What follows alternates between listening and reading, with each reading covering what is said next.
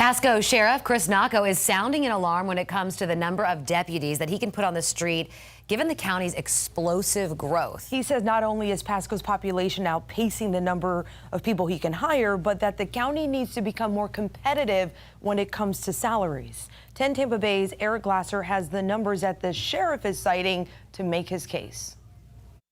It is a battle. A dire warning from Pasco Sheriff Chris Nocco, who told county commissioners his department simply cannot keep up with Pasco's growth given his current budget, and is struggling to keep up with other law enforcement agencies offering better salaries. Now it's even a tougher environment to compete in. Sheriff Nocco used a restaurant analogy. Pasco is popular, he said, but if service is slow, customers will complain. And the highly trained chefs, in this case deputies, are leaving to take their skills and training to places that pay better. And that is a major issue as we talk about staffing. Nocco points to numbers from the FDLE, which shows Pasco is 64th out of Florida's 67 counties when it comes to deputies per 1,000 people, and 55th out of 67 when it comes to public safety spending, according to Florida Tax Watch. We're trying to just maintain the level that we're at. We seem to be falling behind. Recently, the sheriff also handed control of the jail back to the county, citing financial issues.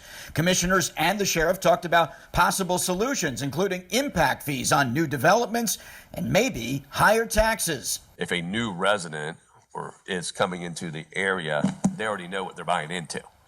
They know that's there. You know, we brag about how low our taxes up here, but that comes at a price.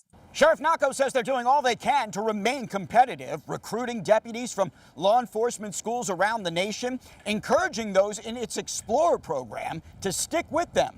County commissioners say they hear the sheriff, promising to take a closer look at the numbers and talk about strategies during an upcoming workshop May 24th.